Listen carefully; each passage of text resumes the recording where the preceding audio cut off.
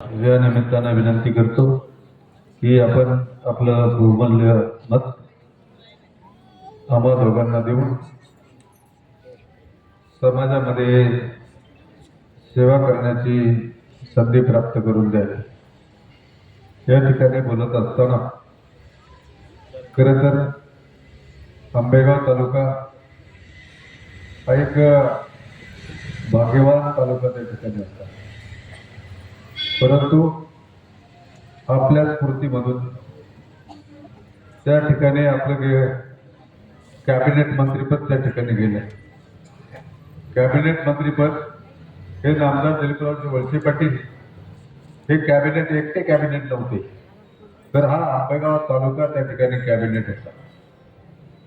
आपण ज्या पद्धतीनं विधानसभेमध्ये 1500 मताचं लीड आपल्याला त्या ठिकाणी मिळालं आणि कोणत्या तोंडानं मंत्रिपद मागावं अशी भूमिका या आंबेगाव तालुक्यामध्ये निर्माण झाली।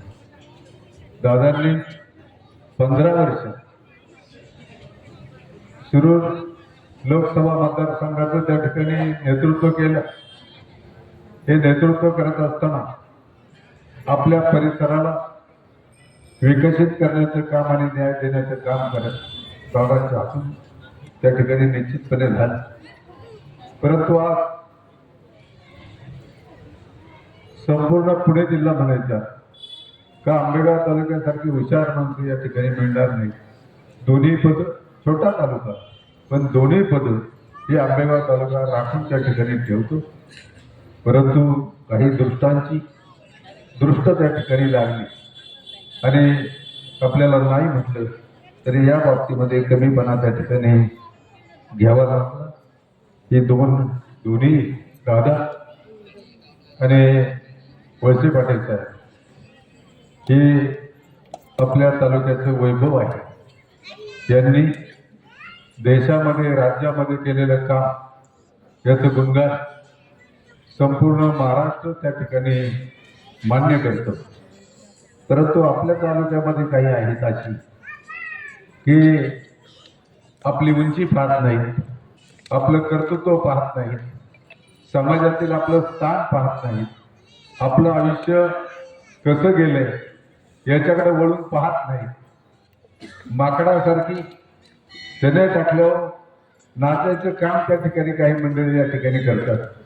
काही समाजामध्ये 6-6 महिने दिसती नाही आणि निवडणुका लागल्या तर त्या ठिकाणी स्टेजवर येऊन भरायचं काम त्या ठिकाणी काही मंडळी करताना आपण त्या ठिकाणी पाहतो।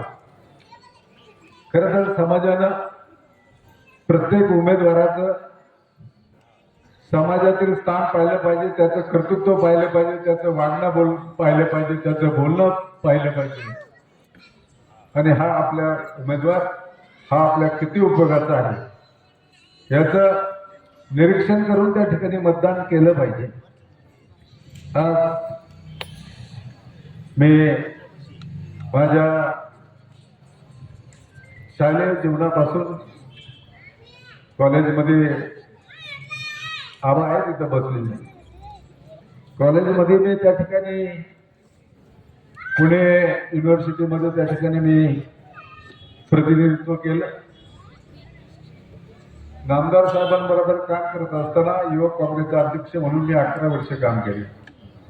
आज फादर बॉडीचा अध्यक्ष म्हणून मी 17-18 वर्ष त्या ठिकाणी काम करतो। मला कोणी पदावरून तुम्ही कमी व्हा असं कधीच मला कोणी म्हणत नाही।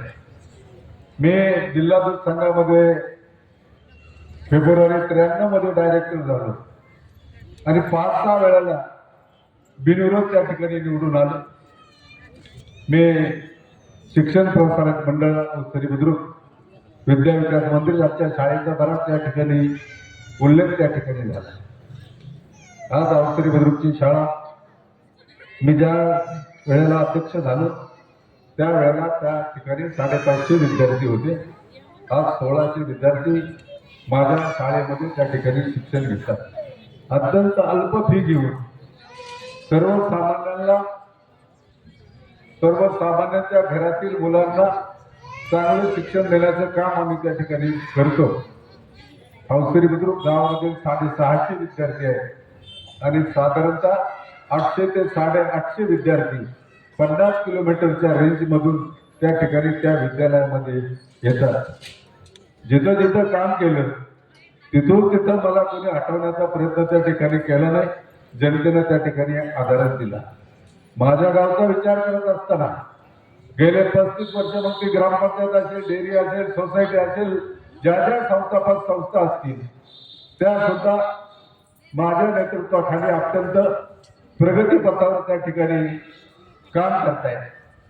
आम्ही 3.5 रुपयाचा बोनस दिला चिमणराव दूध संस्थेमध्ये, 12% डिव्हिडंड दिला सोसायटीमध्ये, आमचा 100% निकाल शाळेचा हा गेले कित्येक वर्ष त्या ठिकाणी लागतो. 98 पॉईंट काहीतरी मार्क्स मिळून कोणताही प्रायव्हेट क्लास नसताना शाळेचे विद्यार्थी त्या ठिकाणी येतात आणि निम्म्यापेक्षा जास्त विद्यार्थी 240 विद्यार्थी बसले, निम्म्यापेक्षा 90% वर त्या ठिकाणी निम्म्यापेक्षा जास्त विद्यार्थ्यांना त्या ठिकाणी मार्क्स मिळाले. खरं तर तुमच्या शाळेचा उल्लेख झाला. काल सभापती इकडे बघा, काल सभापतींची तुम्ही बाईट पाहिली असेल. ज्या वेळेला समाज आपल्याला संधी देतो त्या वेळेला समाजाच्या प्रती आपली जी उतराई असते ती उतरायची त्या ठिकाणी करायची असते. संधीचं सोनं त्या ठिकाणी करायचे असते. तुमची शाळा मात्र 1100 500 त्या ठिकाणी आहे.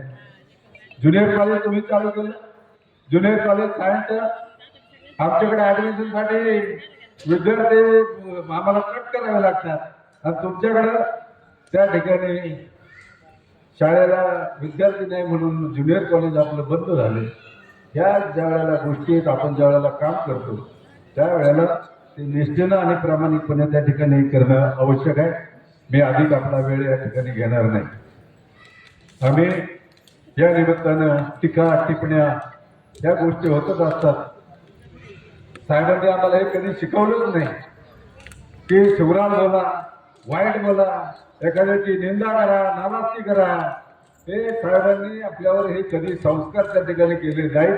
आम्ही किती ठरवलं एखाद्यावर चांगलं हे करायचे तरी आमच्या तोंडून घ्यायचे असले शब्द त्या ठिकाणी बाहेर पडत नाहीत. याचं कारण असं आहे की संस्कार हे अत्यंत महत्वाचे असते. त्याच्यामुळं जे संस्कारक्षम आहे त्याची वाणी ही नेहमी शुद्धच राहणार. जे असंस्कारित ते आता बोलू नये काही शब्द, जे असंस्कारित त्यांच्या वाणीतून घाणेरडे शब्द त्या ठिकाणी बाहेर पडू शकतात. असो, मी या निमित्तानं अधिक काही न बोलता थोरले अवसरे आणि खालचे अवसरे म्हणजे थोरले आणि धाकटे त्याच्यात 2 अवसर आहेत.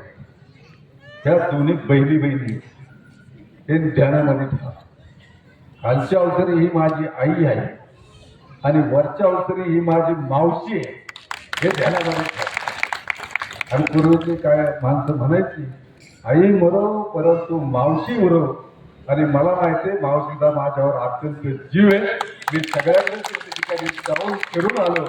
सगळ्या माणसांनी मला अत्यंत मोठा आशीर्वाद त्या ठिकाणी दिला. डोक्यावर हात फिरवले, तोंडावर हात फिरवले.